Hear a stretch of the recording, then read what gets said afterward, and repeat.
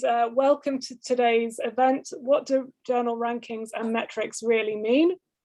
We're the Sociological Review, and I'll tell you a little bit more about us in a second. I just want to flag that we are recording this event, so just to be aware of that.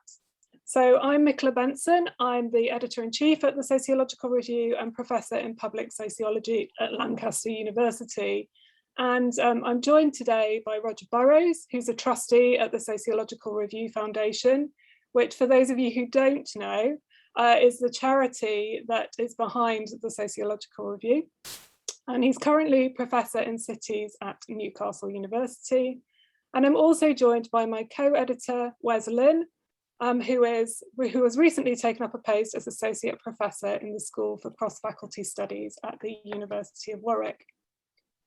The format for this afternoon is that I'm going to start by giving you a bit of an introduction to the event and put the recent rise in the journal's impact factor and rankings into context. And then Roger, Wes and I will be in conversation for 20 to 25 minutes about understanding and living probably uncomfortably with the metricization of academic life. And then we'll have a little bit of time at the end for us to take some of your questions. But importantly, and I will probably mention this repeatedly throughout the event, we're going to do the questions through the chat function. So please type your questions in there as we go along, and we'll collate those and curate them at the end and discuss them as a group. So there won't be an opportunity for you to ask your question in person. We're gonna do this instead through the Q&A. So a little bit of an introduction to the event. Why did we want to do this event? I think on a simple level, this is part of our broader agenda to try and increase literacy about some of the aspects of academic life that, to be honest, most of us don't always think that much about. And I know that a lot of people are a bit uncomfortable about metrics, and there are, of course, among us some outright metric skeptics, but in many ways they've become an inescapable part of our academic lives, particularly in respect to research outputs. So I just want to stress here, I'm not a metrics expert. I'm just trying to find my own way through this, both as an editor and as an academic. So the timing of this event is because over the summer, probably when everyone was too exhausted to really notice, the latest journal impact factors were released. As editors, this came onto our radar through an email from our publishers, basically. And actually, I think at the same time, they changed the impact factor on the website. So before I even had time to write to my other editors and tell them that our impact factor had changed, I'd received a text message from one of my editors saying, "Is this a mistake? Our impact factor seems to have shot up." So all of that is to say that we had a really big jump, both in the impact factor, which is the number that signals the frequency with which the average article in the journal has been cited in a particular year. But we also saw a shift in our ranking within sociology journals. And we climbed up that ranking. So we came together as an editorial team to think about what we were prepared to say publicly about these changes, knowing that this is quite a murky and complicated field.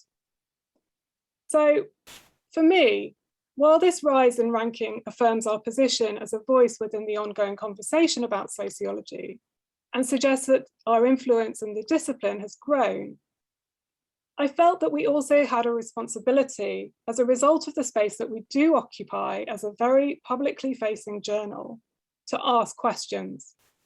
What do metrics such as these mean, not just for us as a journal and as individuals, but in terms of what this process says about the landscape and political economy of publishing, of academic publishing particularly, and our position within that?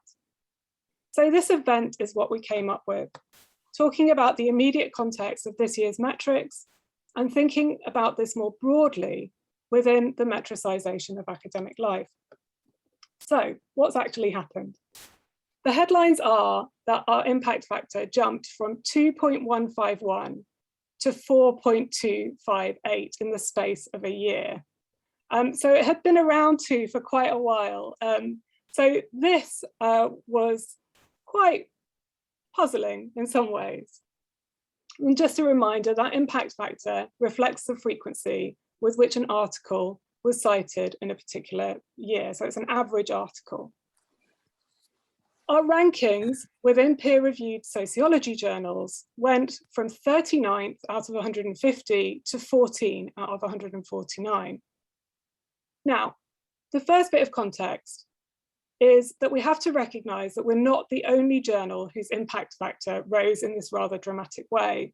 And for those of you who were lurking on Twitter in July and August, you will have seen quite a lot of other journals talking about the spectacular rises in their impact factor. Now, the reason that we're not the only journal and that so many journals found this is because there's an external reason why these impact factors rose. And this is because the way in which the impact factor was calculated changed. Basically, how impact factors are calculated is drawn from the number of citations within items published in a particular time period, divided by the number of citing articles in that time period. Now, previously, all of the impact factors were calculated using the print publication dates. And the change this year was that the number, I've got to get this the right way around, the number of citations was taken from a time period that was calculated by the on the basis of an online publication date, so the moment at which it came online. Over the next couple of years, there are going to be further changes until the way of calculating these is stabilized to work only with online publication dates for citing items and for the items cited. And we're going to see further changes to impact factors in the next few years. And when I finish speaking, I'll drop a link in to the policy change document about this for anyone who wants to look at this in some more detail. But this is why we need to approach these changes with caution, particularly when it comes to the impact factor. Because the way things are calculated means that we and other journals could see a drop in these numbers next year. So 2020 and its impact factor might be a blip. But more generally, what I wanted to say as editor is that the positive change in our rankings, not our impact factor, offers an opportunity to thank the community who are involved in the production of the journal, the authors and reviewers, our editorial board, our fantastic editorial manager, Kaoru Takahashi, and our publishing partners at Sage. So now I'm going to hand over to Wes to start our broader conversation about the metricization of academic life. Thanks very much, Michaela, and good afternoon, everyone. Before we start the discussion, I'm sharing 2 links on the chat box for Roger's paper published in the Sociological Review. One is in 2011 and one is in 2012. Both of them are about metricization in academy. In the 2012 paper, Roger talked about living with the H index and the issue around quantified control. And in 2011 paper, Aidan, Kelly, and Roger discussed critically about how this new technology of value and measure are defining the practices and subject of university life. So Roger, what interests you and what brought you into research on H index and more broadly about metrics in contemporary academy?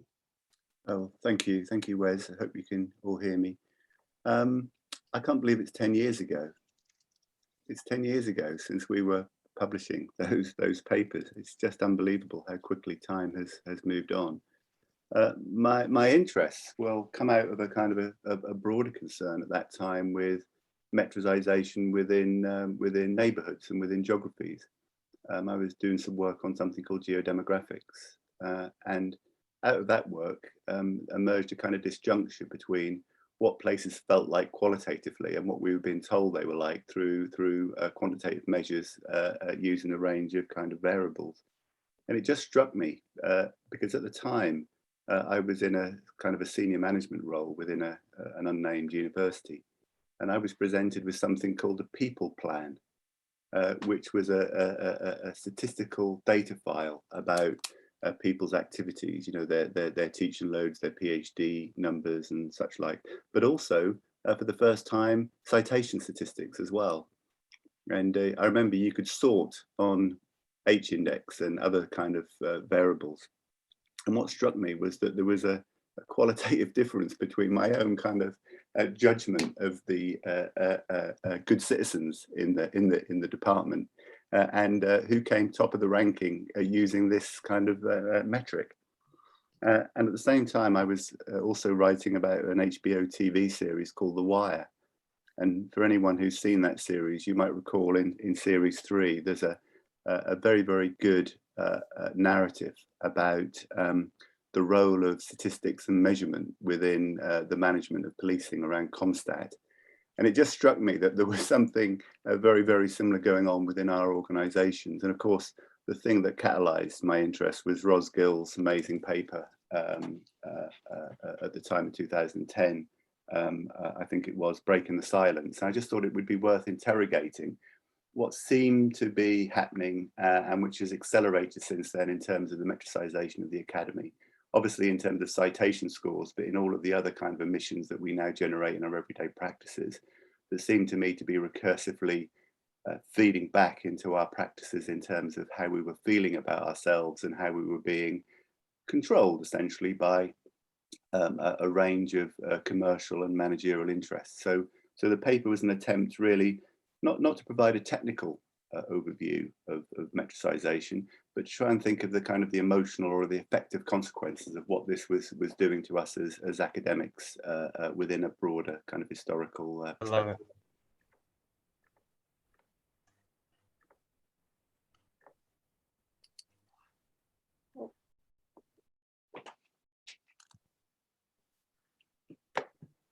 Sorry, Roger, was that the end of that response, or did you have something else to say? No, I thought I'd been talking for long enough. I thought.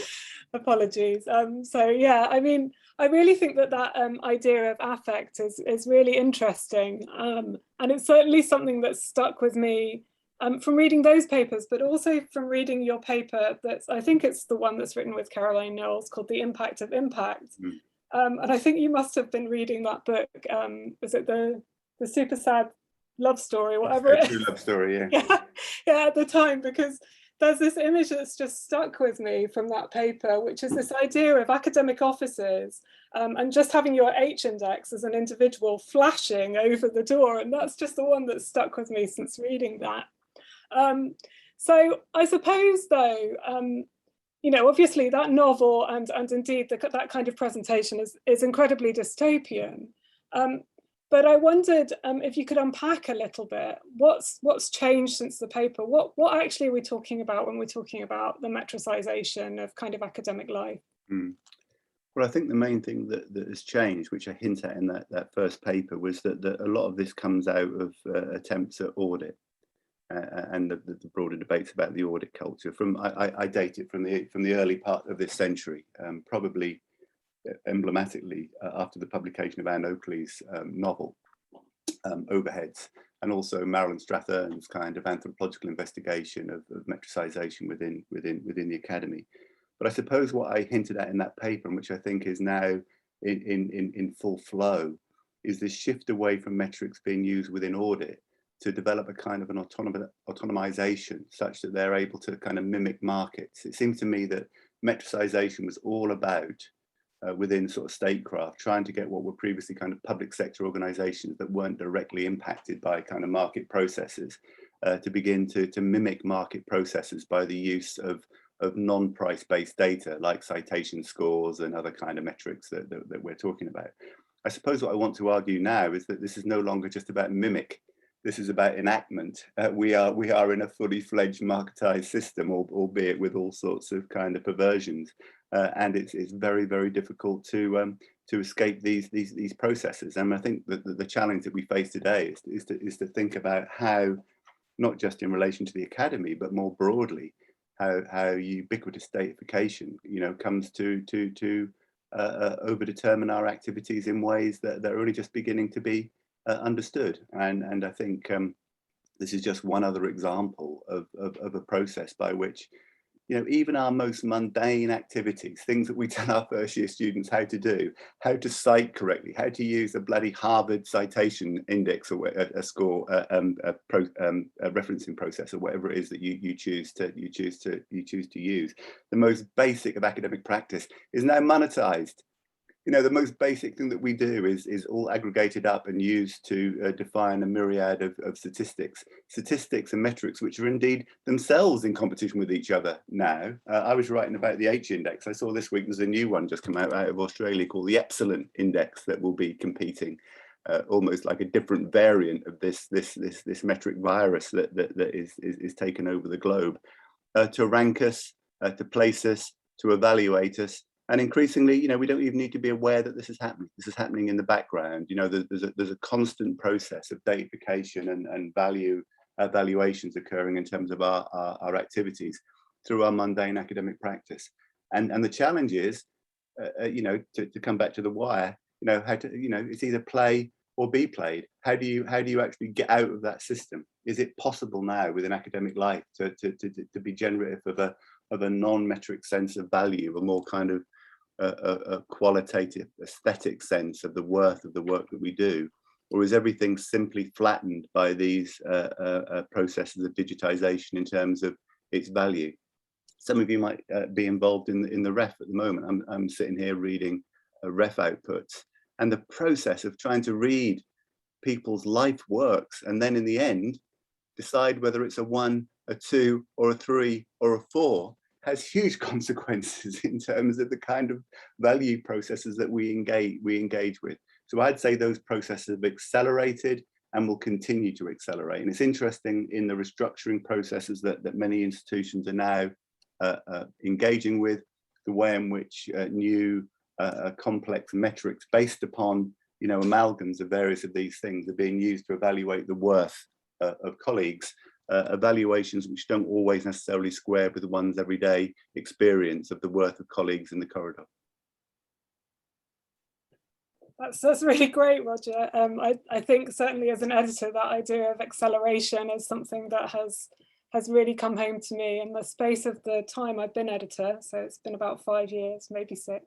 The kind of actually learning about these metrics has involved like running to keep up, essentially, as things have changed over time. As we've seen the introduction of things, we haven't mentioned altmetrics today, but as we've seen the kind of altmetrics score per article start to appear on people's web pages. But also as we as academics having to find ways of living with that in particular ways and knowing that we're being judged by that, but also, you know, trying to maintain the value of what we do for us and for the communities we work with. And I think that's where the tension in value seems to kind of play out, I think. Yes, I agree. And I think that, you know, once I received the results about the metrics and also the ranking of the journal, I was very excited because I think that our reviewers and our author would be delighted that our journal's ranking, you know, gone up. Yeah, and it's made to matter in particular ways. You know, much as we can be skeptical about it, you know, we do have to remember that even in the UK, and I'm fortunate not to be in one of those institutions, but there are institutions who insist that you publish in particular type of ranked journals, and that do kind of try to encourage and, you know, use that as the basis for things like promotion and probation terms. So I think that's quite important. Yes. So I'm just wondering that how meaningful are those indexes, you know, for example, that we were talking about, you know, as a community, as a journal, that we might find, you know, really excited about the increase of ranking, and for individual authors as well, and for, you know, institutions. So I'm just wondering your view, how meaningful do you think those index for individual authors, for our reviewers, for the journal, and also for institutions, you know, for their academic practices? Well, I think over the period that we're talking about, one of the most clear things that's happened is the kind of disaggregation, the disassembling of what we used to think of as journals. I mean, to talk today about journal impact factors is a bit of a misnomer in a sense. I don't suppose Many of us, perhaps I'm wrong, but actually go to the library or have a journal sent to us through the letterbox unless we've got an article in it or whatever. And I certainly feel as well that many of our students aren't even aware necessarily what the old form of a paper-based journal is. It's really now at the level of what's available online. The whole advent, things like online first and such like, means that I think we've seen a shift of the metricization of the academy away from the individual journal down to the level of the individual paper.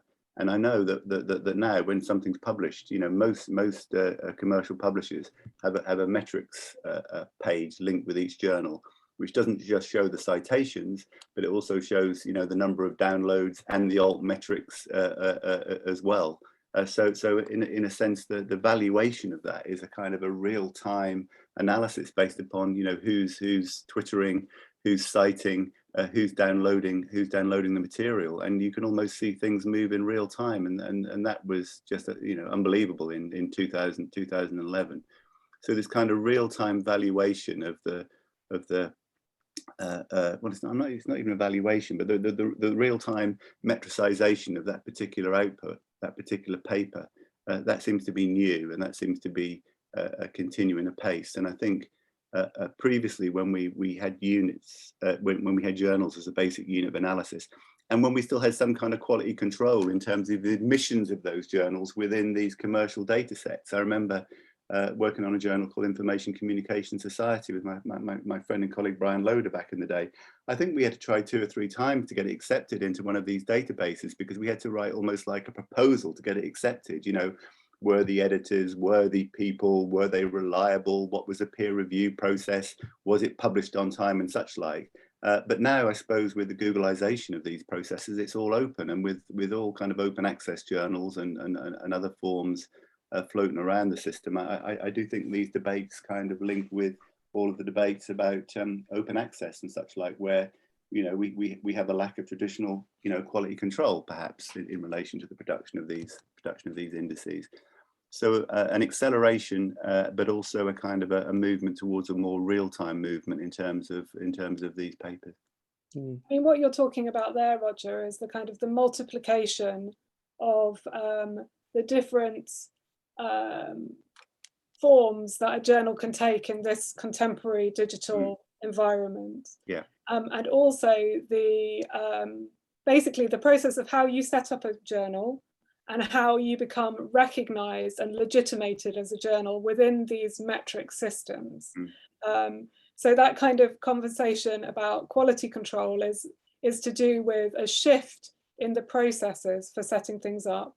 As people also, as we know from looking at the kind of open access type of thing, start to question, in some cases, those open access journals are to do with questioning the system as it is.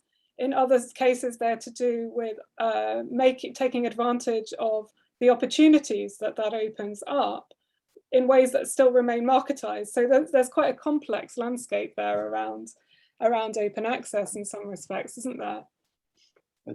There is, but I think although the unit of analysis might have moved away from the journal down to the level of the individual, the thing that concerns me is the way in which these metrics now feed into algorithms for the broader allocation of resource. I mean, not just at an individual level, but also in terms of departmental comparisons and institutional comparisons based upon these amalgam of things that go into various league tables. And we all laugh and joke about the league tables that are produced by The Guardian and the Times Higher and all of these other ones, which are all in competition with each other in order to make judgments about the quality of university hierarchies. And all of these things feed into that process. And of course, that's a hugely important aspect of the commodification of higher education in terms of the choices and decisions that are made.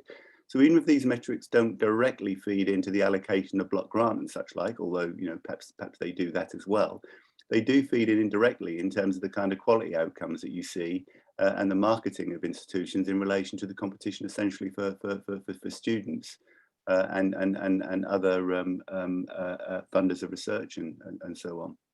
So it's very, very difficult to think our way through this process. And the question for me is, is this what sort of quality is this measuring? What kind of academic is this making up, if I could put it like that? What kind of attributes are being kind of encouraged and which are being deflected? And my concern is that the academy is just becoming a place of enterprise and competition, where the actual content, the qualitative content of the research that we do and the work that we do is being judged by how well it does on these measures. I put a link up, which we can put into the chat later on, a Nobel Prize winner of chemistry who doesn't like impact factors. And he makes that point very, very profoundly. And I feel this as well. You go to places and people tell you where they are in a ranking or how much money they're brought in, rather than talking about what they're interested in or what they've found or what they're engaged in. Research is no longer, it seems to me, for the most part, about substance. It's been deflected in terms of the metricization of some kind of, you know, a measure, which itself is often kind of commercialized. And I agree, and I think that that has also had impact on individual authors as well. You know, for example, that some institution, they might use these metrics to actually evaluate their promotion criteria as their promotion criteria, and also, for example, like Can you turn off your mute, whoever you are?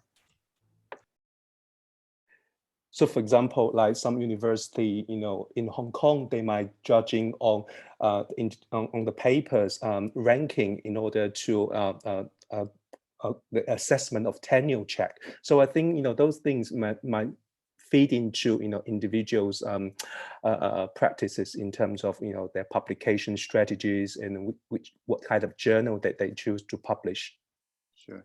I mean, I suppose, you know, an allied concern is to do with how that metricization then mimics some of the pre-existing inequalities within the academic publication market, I suppose. You know, very simply, who gets to publish, where do they get to publish, and what does that mean in terms of their, you know, their careers, their, you know, their academic trajectory? Because it seems that it's not about the ideas. I think that's what's coming across really clearly. So it's quality on whose terms, I suppose, would be one question.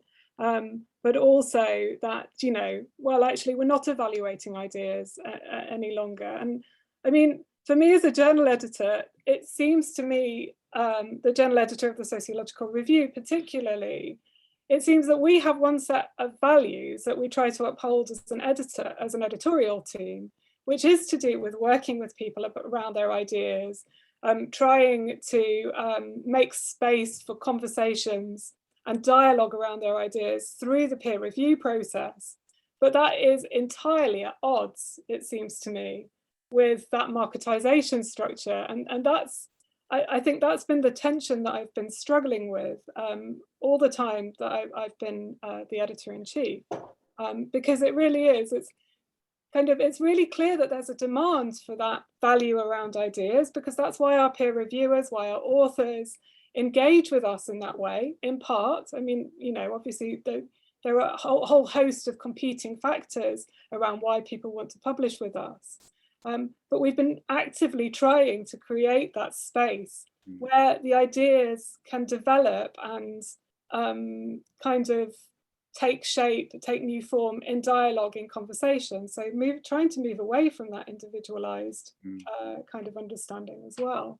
But it's quite difficult though, isn't it, Michaela, in terms of trying to make that kind of labour visible within institutions who have no interest necessarily in the academic production of journals or the refereeing process. And I wonder if there are things that we can do in terms of actually turning some of these digitization processes in on themselves. You know, perhaps maybe we should recognize, if we can't do it with money, perhaps we should recognize it in terms of some kind of credit in relation to people who engage in refereeing. I mean, it's not rational, for instance, you know, on a very narrow instrumental way, to spend all of your day reviewing papers, for which, you know, there will be no credit in terms of workload model within your department. And it seems to me to be at the very heart of the crisis of review at the moment, not just for journal articles, but also in terms of reviewing book proposals, and especially in terms of reviewing grants. is there some kind of process where we could develop some kind of alt metric in relation to people's kind of citizenship activities, you know, that you could feed into these issues? Because to the extent that we've lost good citizens, which is what's happened, because it's irrational to be a good citizen in terms of the competitive framing of much of global academia, we face a crisis where we have an overproduction of outputs, articles, books and such like, and no one really able to have the time and the patience to carefully review them. So, you know, it's a difficult situation. I mean, I haven't been an editor of a journal for a number of years now, Michaela, but I do remember even 10 years ago, sometimes having to go out to 7, 8, 9 reviewers just to get 3 credible reviews to be able to make a judgment. I don't imagine that's got any easier. But I do think, to the extent that journals like the Sociological Review can cultivate a group of people who are committed to a broader agenda and a broader set of values, that's probably the way to go. Because you've got to remember, it's not just the reviewing process itself, but it's also the alienating process of interacting with a digital manuscript central. Sorry, I don't want to get sued, or similar systems are available. Where you have to spend ages, you know, creating files and putting in passwords just to do some free labor. Yeah, I mean, that's so yes, one of my big bugbears when I review for other journals is precisely the fact that I've always forgotten my login password, and so I end up spending 10 minutes at least trying to remember how to log in order to submit this review. You know, that is to say that I do actually continue doing reviews for other journals, even while I'm editor, because I believe in review as a process. But I suppose, I mean, going back to your point about, is there another way of giving people credit? I think that's already been marketized as well, though, through, I can't remember what it's called. There is a system where you can get credit, and some institutions are, you know, demand of their staff that they sign up to this so that they can, you know, see that labor. I don't know what then happens with that information once heads of department get it, but it's certainly something that we've been thinking about. How do we acknowledge and recognize the labor that our editorial board and those who peer review for us do? And you know, it's quite a tricky issue that we have to work through.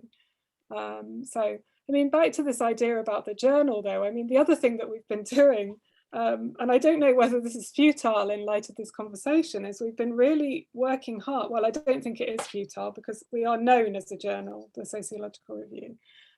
We have that long history going back to the early 20th century. We've been there for a long time, occupying that space, and we've spent a lot of time in the last few years really trying to think about what the Sociological Review looks like in this complex ecosystem of, you know, academic publishing market, but also making that online presence, which is entirely ours, available to our communities. But what we've been doing with the actual journal, or I've been doing, and you know, Wes has been working with me on it recently, is actually thinking about the issue. And I know that there are some people who do read whole issues. I won't name drop them here, but you know who you are. And you know, part of it, scheduling issues, bringing together papers that speak to each other, making something of that through our various networks and communities, has been my small act of resistance against this kind of, you know, driving down to the individual article. But maybe it is futile, I don't know. And also, I think in our peer review process and editing process, we really try to highlight the theoretical, the academic contribution of the paper, try to, you know, engage with the authors, you know, through this peer review process to, well, we can say, support them to develop a better quality of the paper and, you know, with academic merit. And another thing that I would like to discuss with both of you, going back to what Michaela mentioned at the beginning of the workshop, is about the changing metrics or models, you know, how we calculate, how we measure it.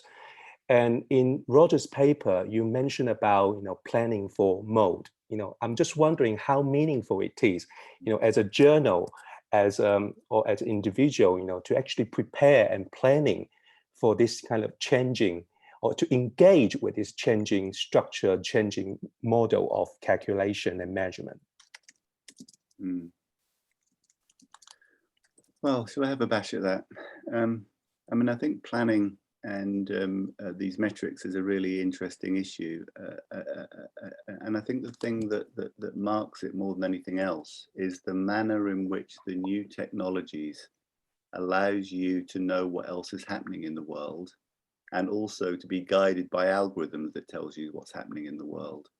So I'm always struck when I start to prepare for a new project or a new paper, and I begin to search on Google or Scopus or whatever, how, once you click the related records, how suddenly you're in shock, because suddenly there's hundreds of things that you've never read or come across before.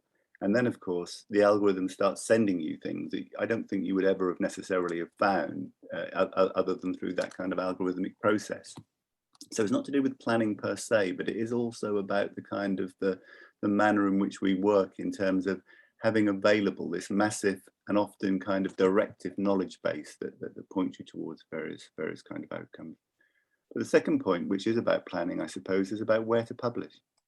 I mean, in a sense, I suppose, historically, well, certainly since the 80s and 90s, we have been guided by various of these measures to think about what is a good journal.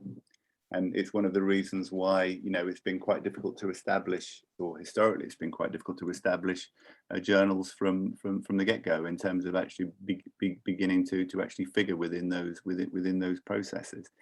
So I think there's that kind of orientation there, in terms of how do you make a kind of qualitative judgment about where you want to direct your work. But on the third point, I suppose, is planning at the institutional and the departmental level. I mean, this has real consequences in relation to the allocation of block grant and ref outcomes and such like, albeit not directly. But as a director of research or whatever, presumably, you want to try and encourage people to do good work, and if they're doing good work, to publish it in outlets, however that quality is measured, that's going to be widely cited, widely read, and is going to make some kind of impact, however you describe those things. But I am interested in that kind of recursivity about those sorts of processes that feeds back in terms of the sorts of decisions that you make, or that one makes.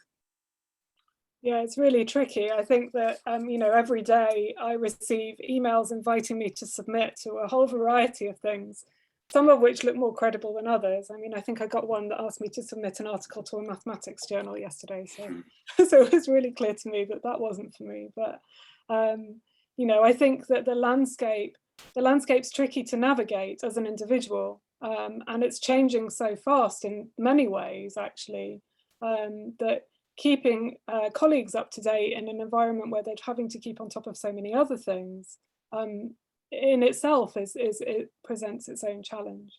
And it's, you want people's ideas to be published in a place where people can see them and recognize them, I suppose.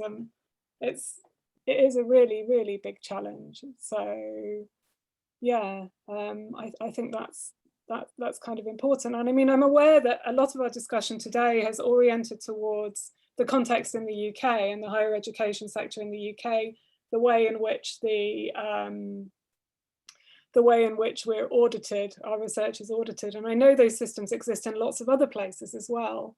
And those international rankings, I think, are also very interesting in terms of what's possible for colleagues from the global south to kind of what the structures are within which they're working within the context of that kind of global academic publishing market. I think those well though, Michaela, that there was, certainly in the early days of this process, there was a really strong role for the transparency that this new data made visible, and I do think in relation to issues of kind of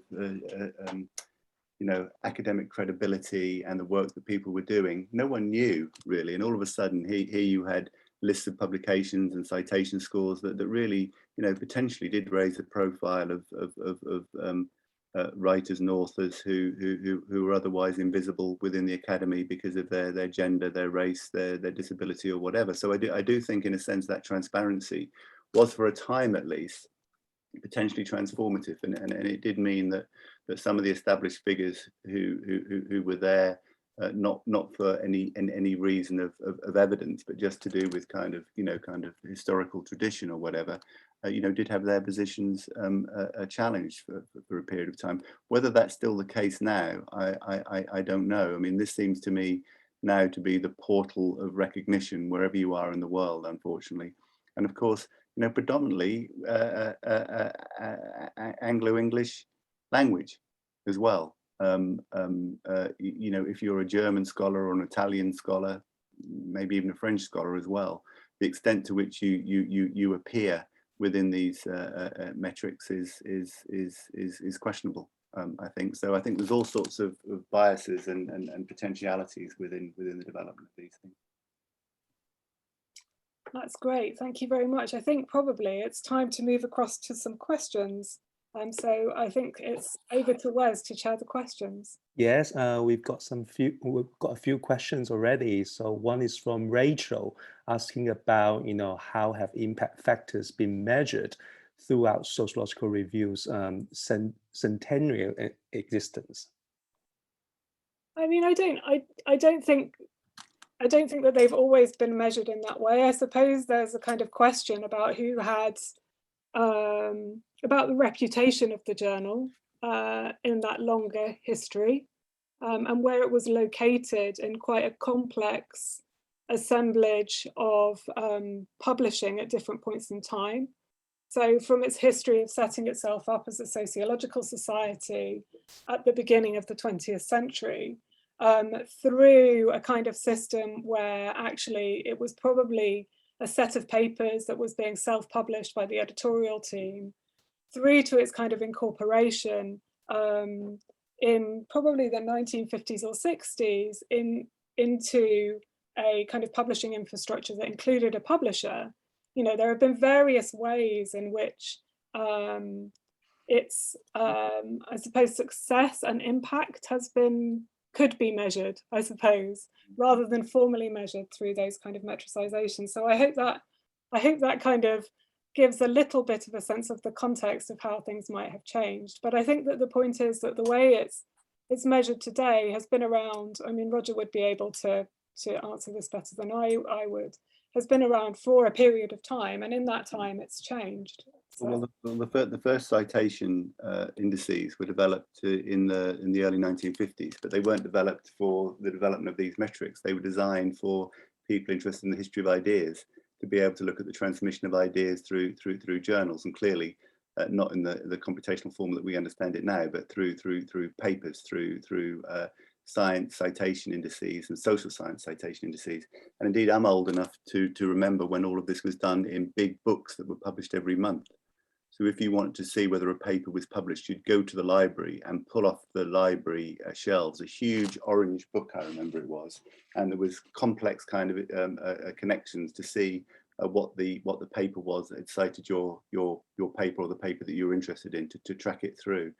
But it was really only with the digitization of that sort of data that companies like Thomson Reuters and such like began to look at the different ways in which they could use that data to generate all of these sorts of metrics.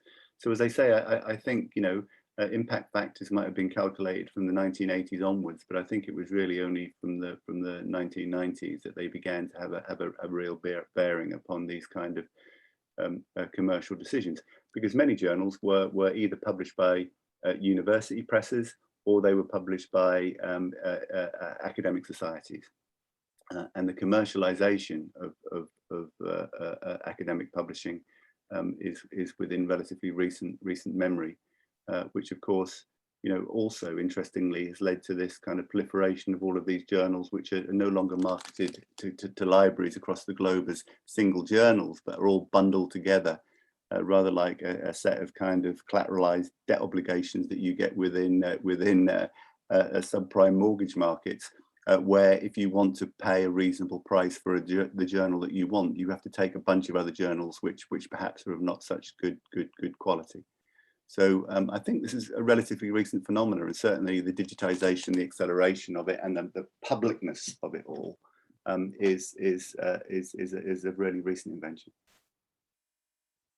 There's another question from Michael talking about if there is a flip side benefit to focus on the paper that Roger discussed. I'm not sure I understand the question, but I think that is referring to early career researchers. So if the paper is sound enough, it doesn't really matter about, you know, where you publish. I don't know whether it's what you mean, Michael. I mean, that's how I understood it, was as kind of, you know, in terms of the potentiality for early career researchers or others who are struggling to get published in those kind of high-ranking journals, to get their ideas into the world. And I think, you know, yeah, on the surface of things, it does seem that that's possible. But I suppose that the other thing is, you know, you point out in your question that what you're then able to do is promote it through your networks and create the audiences for it. Now, of course, like the journals themselves already have those audiences and those communities, and they take up a lot of space there. I mean, I say that knowing that we're one of them.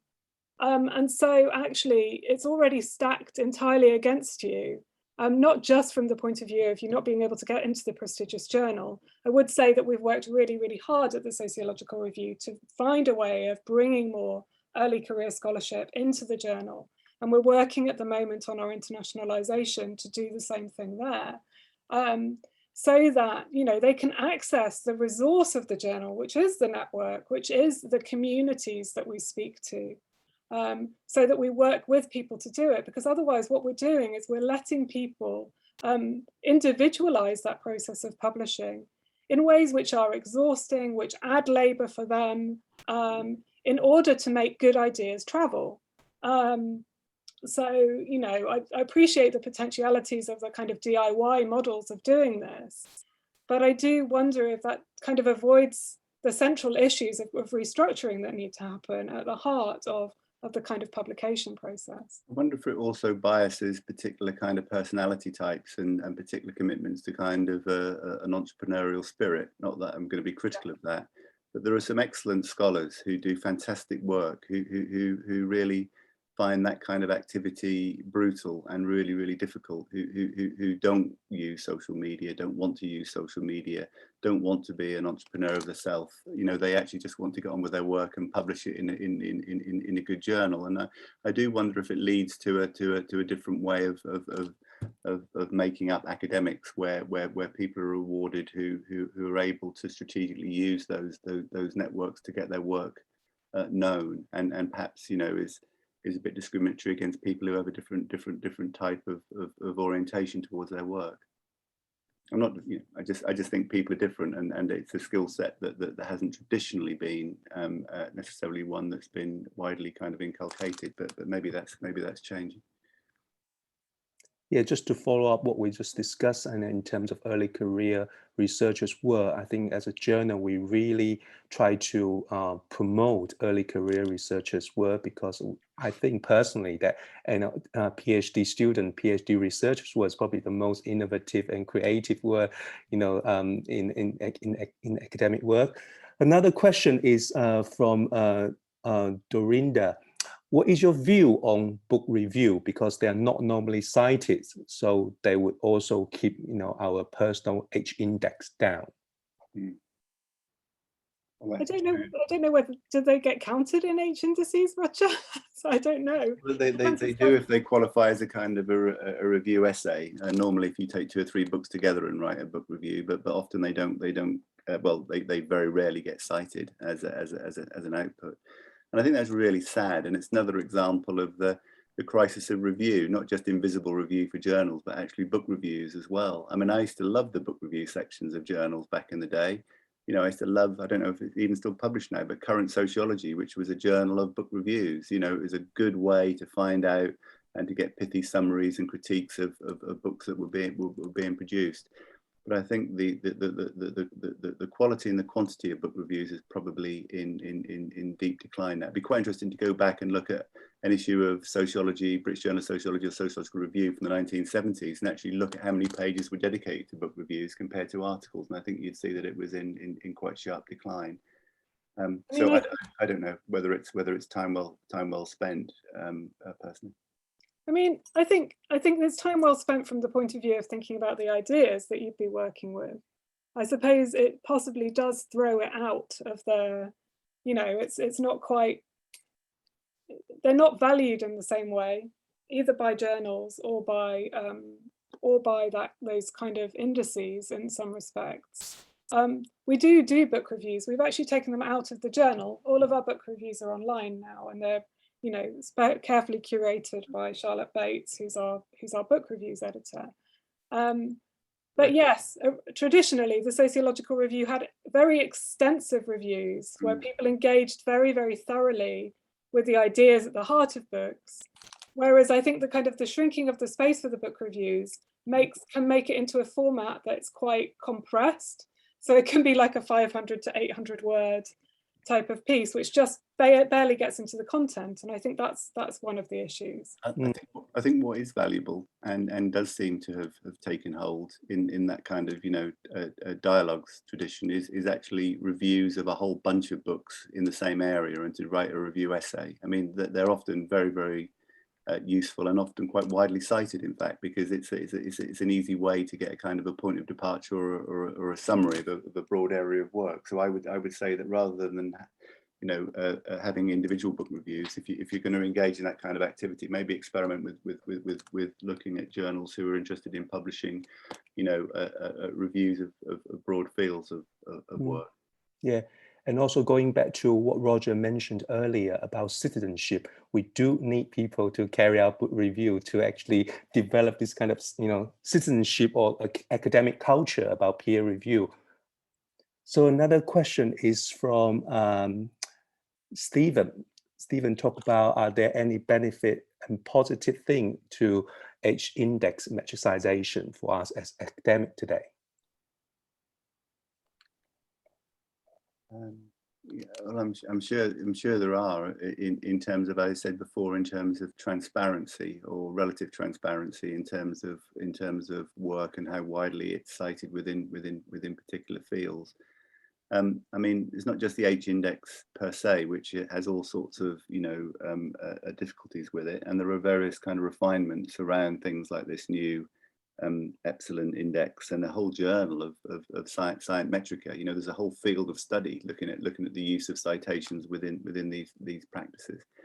Are there any upsides to it? Well, I think it's useful data. I think it's just the way in which the data is used. And I had no objection to metricization per se. What I have an objection to is the metricization being used in a way that becomes reified and which feeds into algorithms, which means that decisions aren't made on different criteria. It worries me that we live in a kind of a machinic culture where we engage in this activity and all the data feeds into an algorithm that judges us in ways that can be detrimental, and we don't necessarily have any control over it. It's why it reminds me a little bit of you know, the work on geodemographics. You know, you can have a label or a category assigned to the street that you live on based upon what you and your neighbours have been buying in the supermarket, and so it seems to me to be the case within academia. So I think it's not the problem with metrics per se. It's about the commercialization of reified versions of those metrics, which are quite difficult to kind of challenge in different sorts of ways. But I'm sure if I were a manager or an editor of the Times Higher Educational Supplement or the producer of a league table, I could tell you there are all sorts of benefits about producing hierarchies of quantified control. I mean, I think Michael's come in with an interesting point, which is to do with the, you know, metrics aside, the capacity to identify and track who cites an article has a benefit for scholarship. And I think as an editor, I would say it's, you know, if we look at the metrics and we actually examine them, we can start to see where some of the inequalities that we know exist, we can see how they're playing out as well. And I think that that is quite valuable. And I think that that's opened up questions for us about, you know, well, if you start to think about who gets cited and who doesn't, you see very clear gender biases, for example. So there was a paper some time ago in one of the migration studies journals that tried to map the field of migration studies by citations. And what was really notable to me as a scholar who works on migration is that 80% of the people who were flagging up as high in the field were men. And I just, you know, it's not that surprising in lots of ways, but to see it visually was really, it wasn't shocking, it was just a confirmation of things that I have experienced in my life. And so I think, you know, there are things around that I think it can help us to visualize, and then we can work on the basis of that to try and address it. I think that's absolutely right. But with Google Scholar in particular, it changes the very nature of academic practice. You know, rather like recommendations that you get on Netflix or on Amazon, I'm constantly getting recommendations for journals and papers in journals or books that I really need to read, and I really want to read, but wouldn't have done other than being directed towards them by the algorithm, which essentially just matches references that journals with similar patterns have had. So that changes the nature of academic practice. It points you in different directions in ways that I think really haven't been challenged or haven't been widely understood, I think, in terms of the way in which it directs whole fields of study. Thank you very much. I think that that's probably all that we've got time for today. So thank you to Wes and to Roger and to Karen Shook, who's our Senior Communications Officer, who's been doing all of the work behind the scenes. And to all of you for coming along and listening. I hope that you've enjoyed it.